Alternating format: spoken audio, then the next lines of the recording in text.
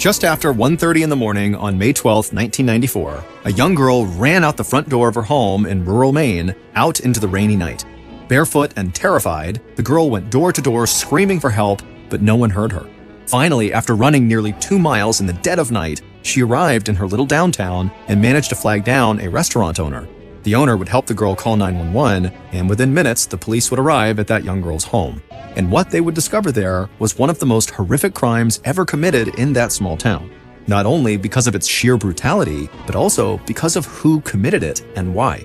We tried to make this story make sense, but sometimes the truth is stranger than fiction.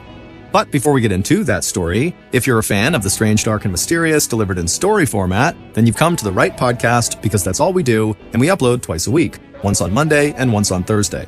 So if that's of interest to you, please delete all the music off of the Amazon Music follow button's phone and replace it with every episode of the brand new Ballin Studios podcast, Bedtime Stories. Just search for Ballin Studios and then look for Bedtime Stories on Amazon Music.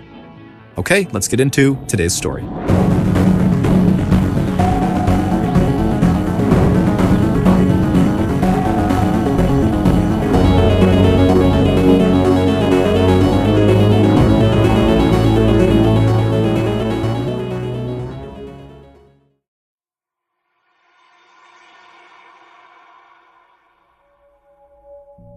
On the morning of August 23, 1993, Crystal Perry got ready for work in the bedroom of her small white wooden house in Bridgeton, Maine.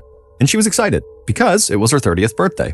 Crystal was very attractive with pale freckled skin, light blue eyes, and thick, bright red hair. Her hair actually was so bright that it made her almost immediately recognizable wherever she went in her small town. And on the rare occasions when Crystal went out to a bar or went dancing with her friends, her looks made her the center of attention. Or they made her an object of desire for men watching her from a distance who couldn't get the nerve up to go talk to her. In her bedroom, Crystal finished getting dressed for work, and then she called out to her 11-year-old daughter, Sarah, to let her know it was time to go. But Sarah was already standing behind her mom, and she shouted, "Happy birthday!" Crystal was startled, but she turned around and gave Sarah a big hug. Crystal had only been 18 years old when Sarah was born, and she had actually only been 15 years old when she married Sarah's father. At such a young age, Crystal's parents had to give their legal permission for the marriage to take place. But the marriage didn't last, and Crystal had gotten divorced when Sarah was a little girl. Since then, Crystal and Sarah had pretty much been on their own, and they were as close as a mother and daughter could get. They spent almost every night together, watching movies, reading books, and talking and laughing in their house. Even as Sarah got older, Crystal still made it a point to tuck her in before bed, and sometimes she would even sing to her until she fell asleep. And on that morning of her 30th birthday, Crystal was heading out to her job at a local shoe factory that she had only taken just so she could make enough money to afford the little house where she and her daughter lived.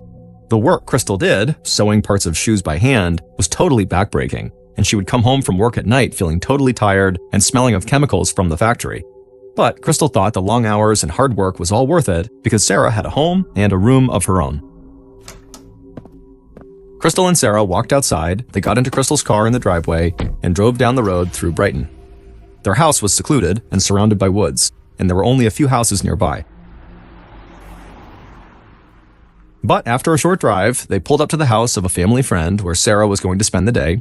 Crystal gave her daughter a kiss, told her she loved her, and then waved goodbye as Sarah walked up to the house. Then Crystal drove off and headed to work. When Crystal was a few minutes away from the shoe factory, she slowed down and stared out the windshield. There were these black balloons tied to a telephone pole. It was a weird sight, and Crystal didn't know what the balloons were for. And then things got even weirder when she saw more black balloons tied to telephone poles at regular intervals along the road. Then, when she was just outside of work, she saw even more black balloons, but this time they were attached to a huge sign that said, "Happy 30th, Crystal." Crystal nearly slammed on her brakes, and she almost started crying out of happiness. She couldn't believe her friends and coworkers had taken the time to set all this up just to make her feel special on her birthday. Then she started laughing when she realized they'd chosen black balloons because she was 30 years old now. Crystal parked her car and walked into work, and there were even more balloons and signs waiting for her. And that day, they had a huge party for her at the factory, but that was just the beginning of Crystal's birthday celebration. That night at the house, Crystal made dinner, and Sarah set the table. Crystal's boyfriend, Dennis Butler, was on his way over to join them for Crystal's birthday dinner, and Sarah was very excited. She liked Dennis because he was funny and nice to her, and he didn't talk to her like she was a little kid. Crystal was happy that Dennis was good with Sarah, and that Sarah liked him, But Crystal still wasn't sure about her own relationship with Dennis. Dennis was about to turn 20 years old, but he worked full-time and he'd actually already been married before, so he seemed older than he was. But Crystal still just felt totally strange about the 10-year age gap between them. Still, Crystal and Dennis always had a good time together, and she knew finding the right guy in a small town wasn't always easy.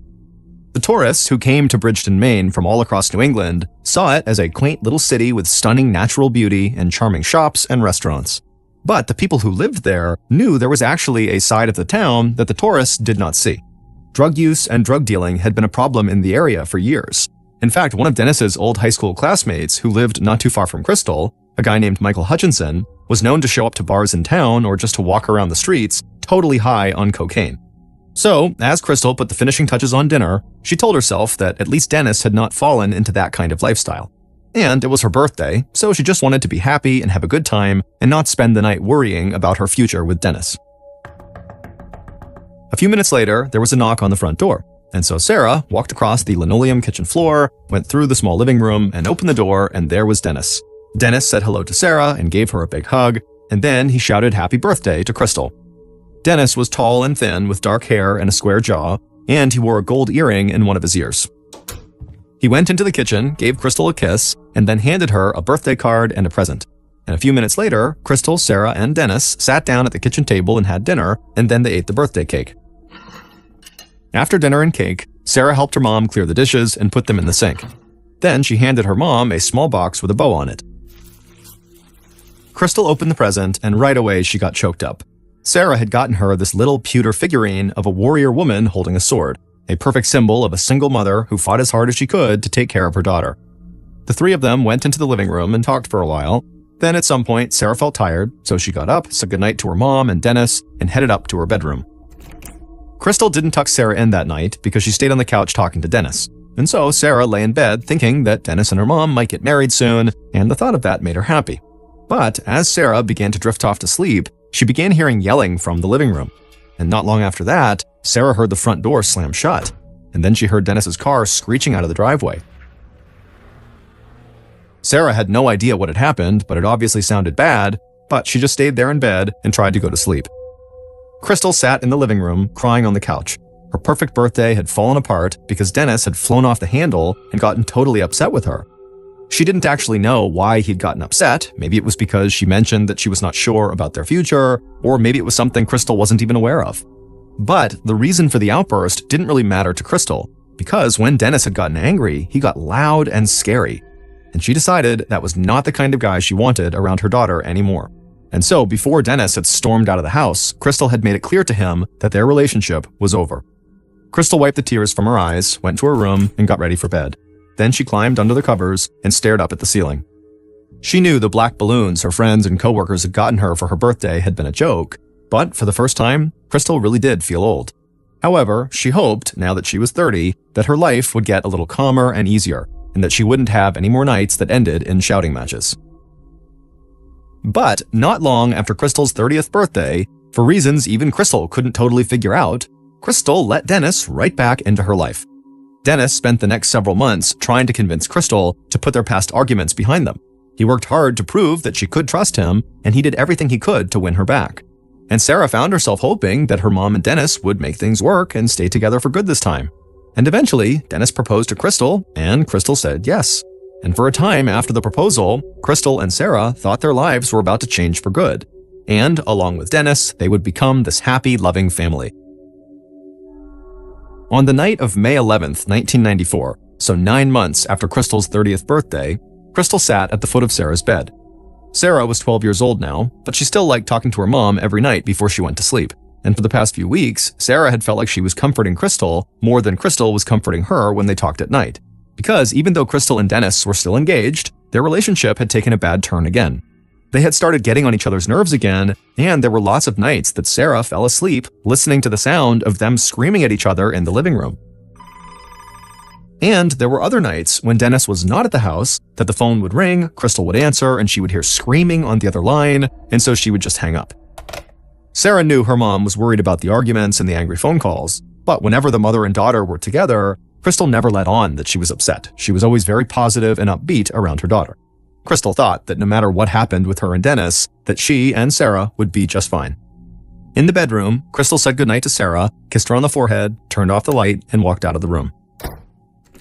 She went to her own bedroom, got undressed, and slipped on a blue terry cloth robe.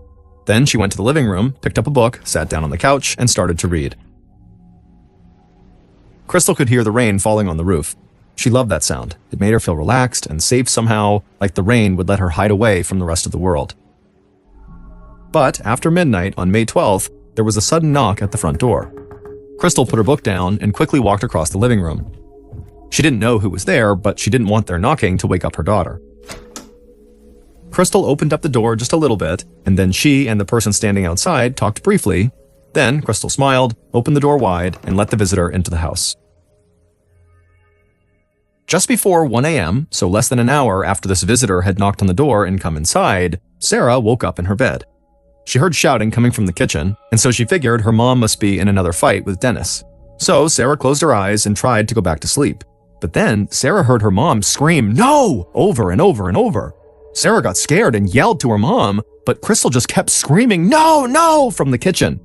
Sarah immediately got out of bed and grabbed her white terry cloth robe that was similar to her mom's, put it on over her pajamas, and crept across her room to the door as quietly as possible. She wanted to help her mom, but she didn't know what to do, so she just crouched there by the door and listened.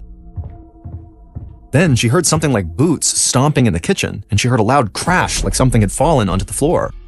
Sarah stayed in her room, too terrified to move. Then the house fell silent, and she thought about running out of her room, but suddenly she heard footsteps in the kitchen again, so she kept waiting inside of her bedroom by the door.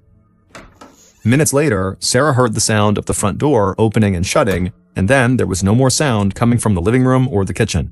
So Sarah stood up, flung her door open, and ran from her bedroom to the front of the house. She looked into the kitchen, and she screamed. Sarah saw her mother lying on the kitchen floor. There was blood on her robe and her legs, and near her was the phone that was off the hook. Sarah began yelling for her mother, but Crystal didn't respond. So Sarah grabbed the phone and tried 911, but the phone wasn't working. It just kept on beeping. So Sarah dropped the phone, ran out of the kitchen and out the front door into the rain. She felt wet grass and mud on her bare feet as she turned up the road and ran towards her closest neighbor's house. When she got there, Sarah rushed up to her neighbor's door and started knocking and screaming, but there was no movement inside and nobody answered the door. So Sarah turned and ran to the house across the street. She was cold, her robe was soaked, and her feet were caked in mud. She banged on the door as hard as she could and she waited, but again nobody answered the door. So Sarah turned again up the road and started running into town. By this point, her legs were burning and she was totally out of breath. Sometime after about 1:30 in the morning, after Sarah had run for about 1.5 miles in the rain, she made it into town. She saw a light on inside a small Italian restaurant, so she ran to the restaurant door and started pounding on it. Then she noticed a light go on in the small apartment above the restaurant where the owners lived. And a few seconds later, a man and a woman, the restaurant owners, opened the door. The woman looked totally shocked when she saw Sarah standing there in the rain covered in mud. The woman wrapped her arms around Sarah and brought her into the restaurant. The owners asked what was going on, and Sarah said her mother had just been attacked at their home. The man took Sarah's hand and led her to the phone, while the woman went back upstairs to get Sarah a blanket and dry clothes. The man dialed 911 and told the operator that he needed police assistance immediately and then handed the phone to Sarah.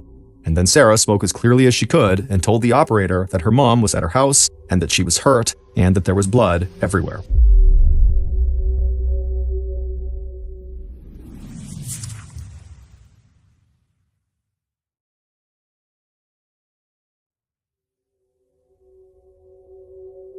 A few minutes after the 911 call, Detective Dick Pickett of the Maine State Police drove down a dark, rural stretch of road toward Crystal and Sarah's home. The rain was still falling, and even with the moon shining, visibility wasn't great. But Pickett saw the flashing lights of an ambulance, so he was able to find his way to the small white wooden house nestled in the trees. Pickett parked his car and stepped outside onto the wet, muddy ground. He was about average height, his brown hair was starting to thin, and he wore glasses. He walked into the house and he saw paramedics in the kitchen. But they had already pronounced Crystal Perry, the victim, dead at the scene. So Pickett walked over to Crystal's body. Pickett knew that small Maine towns might not be as picture-perfect as the tourist thought, but he was still shocked at what he saw, and he knew immediately that the news of this crime would cause fear and panic throughout Bridgeton. Pickett couldn't get over the amount of violence that had obviously taken place in this kitchen. His first thought was that this had to have been a crime of passion, carried out by someone who knew Crystal intimately, and whoever had done this had left a huge mess behind. There were bloody boot prints leading from the kitchen to the front door, and there was blood spatter all over the walls and kitchen counters. Soon after Pickett arrived, he was joined by several other state and local police officers and a state forensics team. Pickett led a few of the other officers on a sweep of the house, and they found their way into Sarah's bedroom, where they found the room was totally undisturbed, and there were even a few stuffed animals perfectly placed around the room where Sarah liked to keep them. After the 911 call, an ambulance had been dispatched to the Italian restaurant, and Sarah had been taken to the hospital. Pickett knew he would have to talk to her, but he couldn't imagine what that little girl was feeling at this moment. Pickett and the others checked Crystal's room next, but it also looked like it hadn't been disturbed. So Pickett believed whatever had happened to Crystal only took place in the living room and the kitchen. He walked back towards the kitchen and saw a photographer taking pictures of the scene and forensics officers studying the bloody boot prints on the floors. They hadn't found a murder weapon yet, but they still had plenty of evidence to work with. And Pickett saw a forensics officer crouched over Crystal's body, and she was fixated on one of Crystal's legs. She called Pickett and other forensics officers over, and she pointed to a small drop of blood on Crystal's leg that was almost a perfect circle. Pickett asked why that particular drop of blood was any different than the rest of the blood on Crystal's legs. The forensics officer looked up at him, pointed at the drop of blood again, and said they needed to take a sample of it. Because she knew a drop like that had to be what was known as a passive blood drop. That meant it did not come from Crystal. And in this particular case, the forensics officer said the blood could have only dripped off of someone who was standing right over Crystal and fallen onto her body after she was already dead. So the forensics officer was pretty confident that that drop of blood belonged to Crystal's killer. The forensics team took the blood sample and gathered other blood samples from around the room. But Pickett knew testing them would take time, and having DNA from a blood sample didn't mean authorities would necessarily be able to match it to anyone. So Pickett called his investigative team together. He said he knew it was late, but he wanted to work fast and he wanted to work smart. He sent members of the team out in the middle of the night to see if they could track down and interview Crystal's neighbors, friends, and family. And within a couple of hours, Pickett got news that set the investigation in motion. One of Crystal's friends had told police that 2 weeks earlier, Crystal's fiancé, Dennis, had shown up to Crystal's house waving a knife around and threatening to kill her. At 4 a.m., 2.5 hours after police arrived at Crystal's house, Detective Pickett and 3 other officers knocked on the door of Dennis's parents' house where Dennis was staying.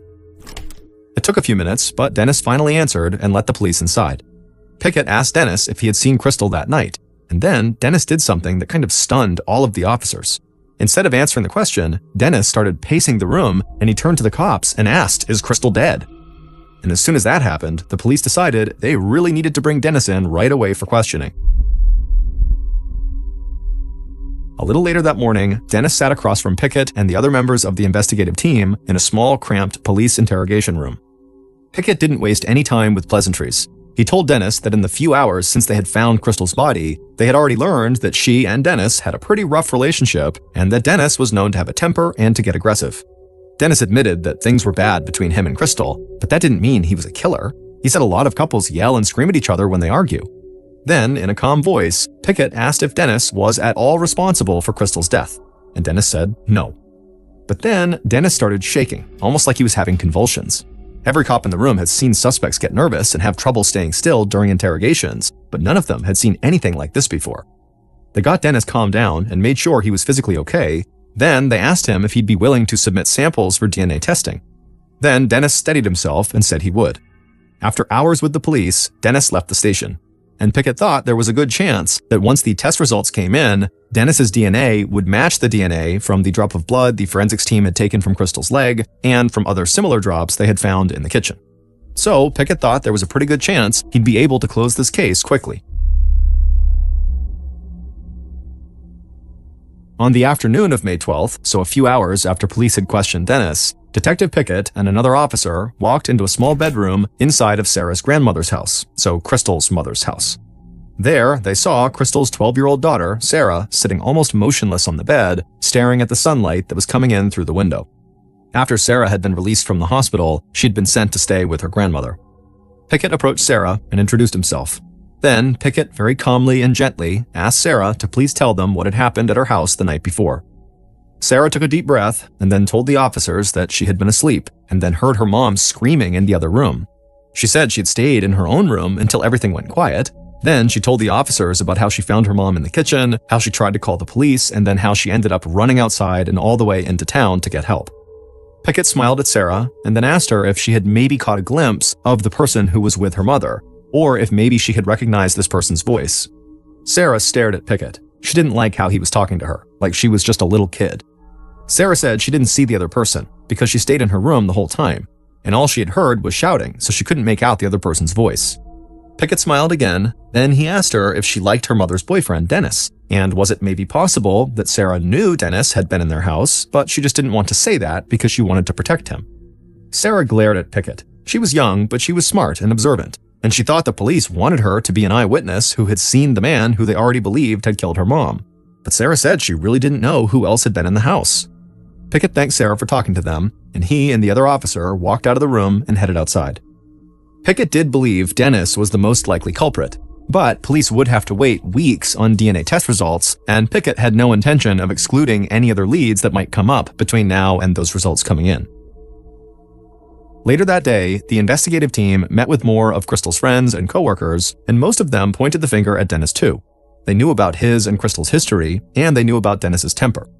But a few of her friends said there was another man police should look into, Crystal's ex-husband and Sarah's father, Tom Perry.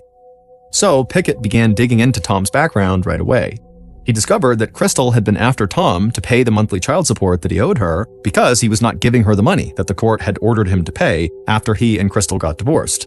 Pickett figured if Crystal had been after Tom for money, that might have been a motive for Tom to attack her. But as Pickett learned about Tom, he started to think there might actually be an even more likely suspect than him, because Pickett found out that Crystal had once filed a restraining order against one of Tom's girlfriends, Joanne Stager. And after speaking to one of Crystal's friends, Pickett learned that in the past few weeks, Joanne had been harassing Crystal. And it turned out that those angry, disturbing phone calls Crystal had been getting at the house were not coming from Dennis like Sarah thought. They had been coming from Joanne, and she had been threatening Crystal. 2 days after Crystal's murder, Detective Pickett and members of his team sat in the living room across from Crystal's ex-husband Tom and his girlfriend Joanne at the house the couple shared. The investigative team still considered Crystal's boyfriend Dennis their primary suspect, but with new information about Tom, and especially about his girlfriend Joanne, they had another promising lead. Pickett looked at the couple sitting on the couch. They were both in their 30s, and they were both tall and had dark hair, and Joanne couldn't seem to stay still for more than a few seconds at a time. Pickett asked Tom about his relationship with Crystal, and when he did, Pickett immediately saw a look of anger come across Joanne's face. But Tom would answer, and he would say that he barely ever talked to Crystal anymore, and he said he totally regretted this, but he didn't really play any meaningful role in his daughter, Sarah's life. After that, Pickett turned to Joanne and asked her about the restraining order Crystal had filed against her. Joanne kind of laughed, and then she told Pickett a story like she was performing on a stage. She said a couple years earlier, she had seen Crystal's red hair from across the dance floor at a club, and she had seen men watching Crystal from all over the place like they always did. But she wasn't angry about that. She was angry because she believed Crystal still had a thing for Tom, and she was tired of Crystal calling the house. So she had marched across the dance floor and confronted Crystal about it. She said Crystal had gotten angry and looked like she was about to start a fight, and so preemptively, Joanne punched her in the face. As Pickett listened to the story, he had trouble believing that anybody other than Joanne had been the cause of that fight. After she was done, Pickett asked her about the angry phone calls, and Joanne said she was just telling Crystal to back off and to leave Tom alone. But Joanne said she would never kill anyone. Finally, Pickett asked where each of them had been at the time of Crystal's murder, and they said they had been together at the house. Pickett knew they could be telling the truth, but each of them being the other's alibi wasn't nearly enough for Pickett to accept their story. So he asked if they would submit DNA samples for testing. Tom and Joanne looked at each other, and then they both looked back at Pickett and said they would be willing to do that. Later that day, Pickett returned to the station. As he looked over his notes from the interviews police had already conducted, he still thought Dennis made the most sense as the suspect. But after meeting with Tom and Joanne, he definitely thought there were other viable suspects. Then, on May 15th, 3 days after Crystal's murder, her friends and family held a small funeral service at a church before Crystal was to be cremated. Sarah stood in the church quietly, and she listened to friends and family talk about her mother and about how much her mom had loved her. And then at some point, Sarah's mother's siblings got up and they said they would get justice for Crystal, whatever it took. And then after the funeral, members of the investigative team heard from one of Crystal's friends that Joanne had been seen popping open champagne and toasting to Crystal's death. And after that, at least some members of the state police started to believe Joanne was just as likely to have killed Crystal as Dennis. In early summer of 1994, weeks after Crystal's murder, results from DNA testing conducted during the investigation started to trickle in, and those results left Detective Pickett and the investigative team in complete shock. The DNA sample from the drop of blood taken from Crystal's leg and other samples taken from her body and around the crime scene did not match the DNA samples provided by Dennis, Tom, or Joanne. Investigators had become so convinced that one of those three people had killed Crystal that they had trouble accepting these DNA results. So they asked for the lab to run the tests again. But when they did, the results were the same. There was no match to any of the main suspects in the case. After that, the authorities ran the DNA test results through something called CODIS, which is a massive FBI database with DNA results from convicted offenders of violent crimes from across the country.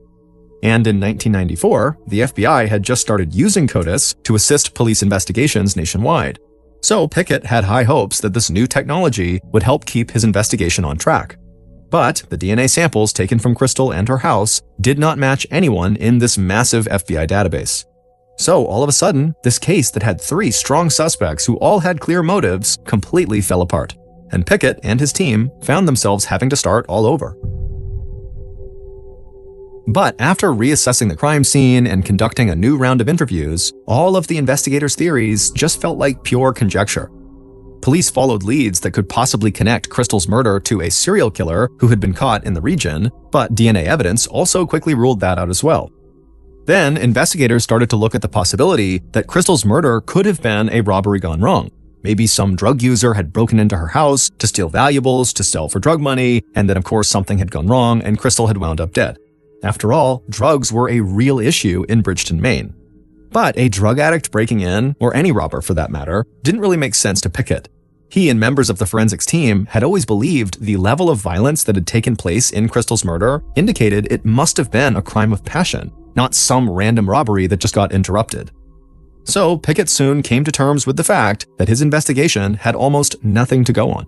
And by the summer of 1995, a year after Crystal's murder, her case was just not a top priority anymore, and it started to go cold. And in May of 1996, 2 years after Crystal's murder, there was still no new information coming in. Crystal's siblings posted a $10,000 reward for anyone who could provide information that would lead to the arrest of the person who had killed their sister, but none of the people who then came forward were able to provide any useful evidence. So another year went by with almost nothing new on the case. Then, not long after that, Detective Pickett retired from the Maine State Police, and people in Bridgeton figured they would never know who had killed Crystal. By that time, Sarah had moved to Texas to live with family members there, and she was doing her best to try to live her life. She thought about her mother constantly, but she had started to distance herself from her friends and family in Maine, as well as the police she had met during the investigation. Years went by without Sarah ever hearing anything new about her mother's murder case, and she grew up, graduated high school, went to college, and then got a job. The little 12-year-old girl who had found her mother murdered in the kitchen and who had run across town in the rain in the middle of the night to get help had now become an adult. And like almost everybody else, Sarah had eventually given up on ever knowing who had killed her mom.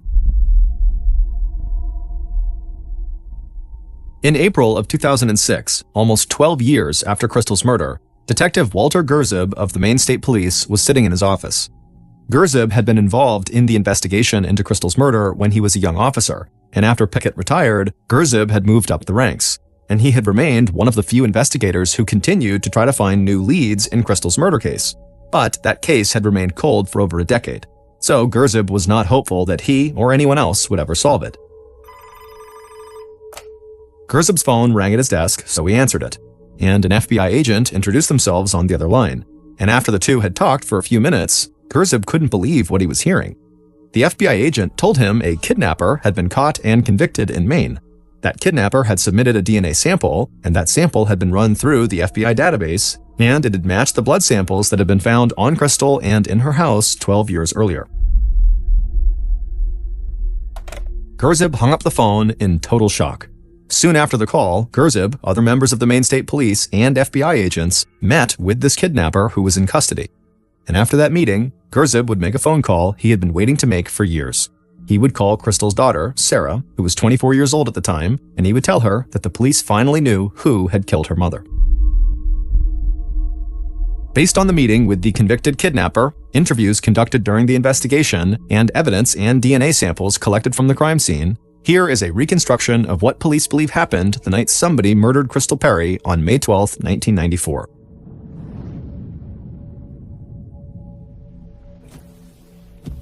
A little before 1 a.m., the killer listened to the sound of their windshield wipers going back and forth while they drove in the rain down a tree-lined road towards Crystal's house. The killer felt their hands tingling. They figured that feeling was the feeling of anticipation because they'd finally gotten up the guts to do something they had wanted to do for a long time. The killer pulled off the road into Crystal's driveway and parked their car behind hers. They turned off the engine, took the keys out of the ignition, and then sat there just listening to the rain and staring at the house for a couple of minutes. Then the killer got out of the car, walked up the driveway, and knocked on the front door. Crystal opened the door just enough to see who was there, and then moments later, she smiled and let the killer in. The killer walked into the house and made their way towards the kitchen, with Crystal following a couple of feet behind. Once the killer reached the kitchen, they stopped, turned around, and looked Crystal in the eye. The killer took a breath and then walked right up to Crystal and put their arms on her arms and then moved in to give her a kiss. But Crystal immediately pushed the killer off and told them to get out of the house. Without thinking, the killer lunged at Crystal, grabbed her, and pulled her onto the ground. Crystal kicked and thrashed, but she could not get free. And so with Crystal pinned down, the killer began to sexually assault her. After it was over, the killer got up off the floor and quickly walked over to a drawer, opened it up, and pulled out a sharp kitchen knife. Crystal saw it and screamed no over and over and over again, pulling herself up off the floor and running for the phone. Crystal managed to grab it, but the killer had wheeled around by this point and wrapped their arms around her, and the phone fell to the floor. The killer then threw Crystal back on the floor and pinned her to the ground again. Then the killer raised the knife, and immediately Crystal threw her fists and kicked wildly at the killer, and the killer suddenly felt the knife slice into their own hand, and they saw blood dripping from it. But the killer kept Crystal pinned to the ground, they raised the knife and slammed it into her chest. After that, Crystal stopped fighting, and her body went limp. But the killer just kept on raising that knife and dropping it over and over and over again. In total, the killer would stab Crystal over 50 times. Finally, the killer stopped stabbing and looked around the room. There was blood everywhere, and their boots had left bloody prints on the floor. And the blood from the cut on the killer's hand kept dripping on Crystal's leg. The killer stood up, pocketed the knife, and walked over to the kitchen counter. They grabbed paper towels, knelt down, and started wiping away some of the blood on the floor. But there was just too much, and they had already been in the house for so long, so the killer just held on to the bloody paper towels. They walked back through the house, went outside, and got into their car. They threw the car in reverse, pulled out onto the road, and drove not far down the road to where they lived in town. Michael Hutchinson, the young man with the drug problem who walked around town all the time high on cocaine, who had gone to high school with Dennis, had murdered Crystal. Michael had never even come up in the investigation because there was really no connection between him and Crystal. It turned out that when Michael came to Crystal's house on the night of the murder, police believe he asked to use her phone because he said he was having car trouble. And Crystal most likely let Michael in because she recognized him as a local and because she was just a nice person. But some members of the police believe Michael was a bit more calculated, that he had probably been one of those men who checked out Crystal from a distance when she was in town or at a bar or on a dance floor, and Michael had wanted her. And so he had shown up to her house, possibly under the influence of alcohol and drugs, and tried to get her to sleep with him. And when Crystal rejected him, Michael went into a blind rage, and he sexually assaulted her and ultimately killed her. And Michael had basically gotten away with it and never even been suspected for years. But then Michael got busted for something totally separate, kidnapping, and he submitted DNA samples and the FBI database got a hit.